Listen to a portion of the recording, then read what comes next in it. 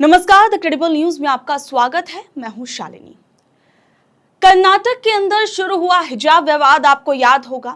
ठीक उसी तरीके से केरल से भी एक ऐसी ही घटना सामने आई है, जहां एक 8वीं क्लास की बच्ची को क्लास के अंदर सिर्फ इसलिए नहीं घुसने दिया गया क्योंकि उसने हिजाब पहना हुआ था।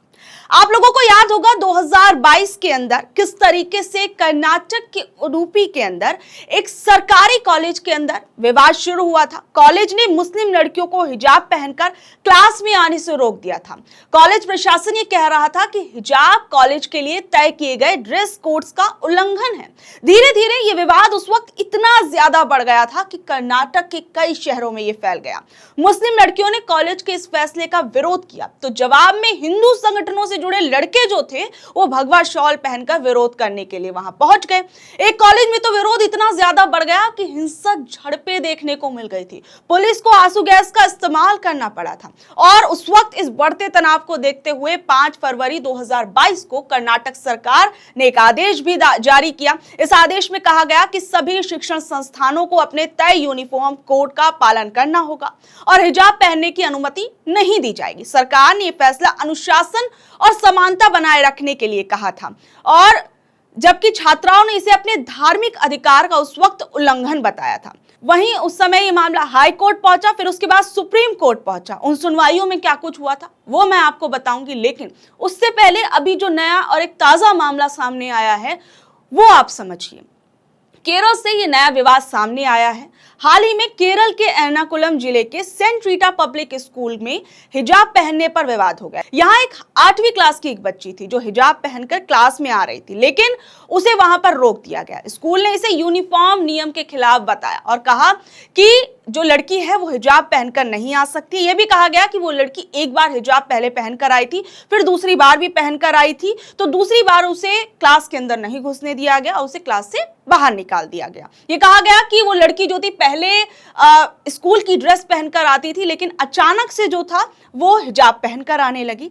लेकिन सबसे बड़ी बात यहाँ पर ये उठती है कि स्कूल प्रशासन ऐसे अचानक से किसी बच्ची को, जो आपके बहुत लंबे समय तक आपके नियम का पालन कर रही थी, आपके स्कूल की दी हुई ड्रेस कोड को पहनकर वो आ रही थी, लेकिन फिर उसने उसके बाद हिजाब पहनकर आना शुरू कर दिया, तो ऐसे में जो स्कूल प्रशासन था उसे किसने ये अधिकार दिया कि एक बच्ची जो पढ़ने के लिए आई है, एक 8वीं क्लास में पढ़ने वाली मासूम बच्ची हिजाब पहनकर अगर क्लास के अंदर दाखिल होती है, तो सबसे पहले अगर स्कूल प्रशासन को इससे दिक्कत थी तो उस बच्ची से पहले उस पर पूछना चाहिए था, उसके माँ बाप से बात करनी चाहिए थी कि आखिर में ऐसा क्या हुआ। देखिए, सबसे बड़ी चीज ये होती है कि हो सकता है कि उस लड़की के घर में, परिवार में उसके लिए आगे पढ़ने की शर्त ये रख दी गई हो कि वो हिजाब पहनकर ही पढ़ने के लिए जाएगी, क्योंकि देखिए, जब धीरे धीरे लड़कियां जब बड़ी होती हैं एक वक्त पर, तो समय के साथ उन पर बहुत सी ऐसी बाउंडेशंस लगा दी जाती हैं, बहुत से नियम कायदे कानून उनके लिए बना दिए जाते हैं।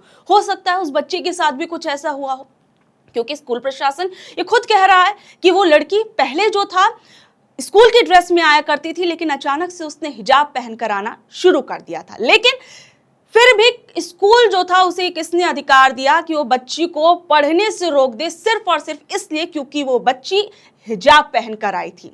और जब ये मामला बहुत ज्यादा बढ़ने लगा, काफी ज्यादा विवाद होने लगा, तो ये मामला हाईकोर्ट भी पहुंचा। हाईकोर्ट में पहुंचने के बाद कोर्ट की तरफ से कहा गया कि इस बच्ची को सुरक्षा जो है वो दी जाए। ये कहा गया कि कुछ लोग इस पूरे मामले को धार्मिक रंग देने की कोशिश कर रहे हैं, तमाम तरह की बातें देखने को मिली। और इस पूरे मामले के बाद शिक्षा मंत्री जो थे केरल के अंदर, उन्होंने सख्त आदेश दिए। केरल के शिक्षा मंत्री वी शिवनकुट्टी ने स्कूल को आदेश दिया कि वो मुस्लिम छात्रा को हिजाब पहनकर पढ़ाई जारी रखने दे। मंत्री ने स्कूल प्रबंधन को कड़ी चेतावनी दी कि किसी भी स्कूल को संविधान में दिए गए अधिकारों को तोड़ने की इजाजत नहीं है। उन्होंने स्कूल के प्रिंसिपल और प्रबंधन से बुधवार सुबह 11 बजे तक पूरे मामले की रिपोर्ट सौंपने तक को कहा। और वहीं मंत्री ने यह भी निर्देश दिया कि छात्रा और उसके माता पिता को जो मानसिक परेशानी हुई है उसे तुरंत दूर किया जाए। वहीं इस पूरे के पूरे मामले पर यह कहा स्कूल की तरफ से गया कि स्कूल में 30 साल से एक समान ड्रेस कोड लागू है, जिसका सभी धर्मों के छात्र पालन करते हैं। छात्रा ने 4 महीने तक यूनिफॉर्म पहनी, लेकिन 7 अक्टूबर को वो पहली बार हिजाब पहनकर आई। जब स्कूल ने मना किया तो छात्रा के पिता अजीज ने हंगामा कर दिया और वीडियो रिकॉर्डिंग की, जिससे टीचर और छात्र जो थे वो तनाव में आ गए, इसलिए स्कूल को बंद करना पड़ गया। ये स्कूल वालों की तरफ से कहा गया।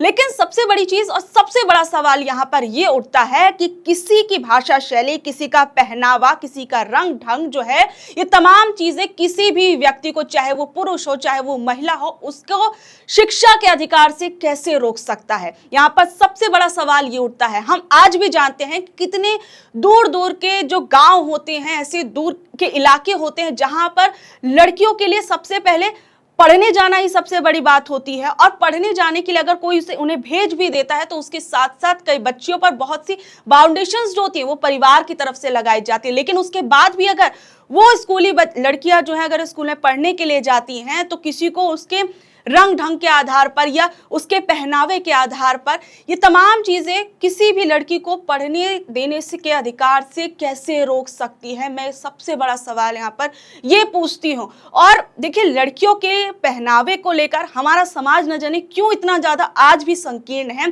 क्यों आज भी इन तमाम चीजों से नहीं ऊपर उठ पाया है कि लड़कियों का पहनावा हमारे देश के अंदर ये सबसे बड़ा मुद्दा बन गया है, बशर्ते उन तमाम चीजों के कि लड़कियों को के शिक्षा के अधिकार को और ज्यादा कैसे मजबूत किया जाए, कैसे लड़कियों को ज्यादा से ज्यादा जो लड़कियां हैं वो स्कूल जा पाए। इन तमाम चीजों पर ध्यान देने के बजाय, या फिर जो लड़कियों के साथ गलत हो रहा है, लड़कियों के साथ शोषण हो रहा है, लड़कियों के साथ दरिंदगियां की जाती हैं, इन तमाम चीजों पर लगाम लगाने के बजाय क्या लड़कियों के पहनावे को लेकर ही मुद्दा बनाना या उसे शिक्षा लेने से रोकना, क्या बस यही चीजें रह गई हैं? वहीं अब जो स्कूल है वो ये आरोप लगा रहा है कि इस विवाद को एसडीपीआई यानी एक इस्लामिक झुकाव वाली पार्टी से जुड़े लोगों का समर्थन मिला था, इस वजह से ये ज्यादा बढ़ गया।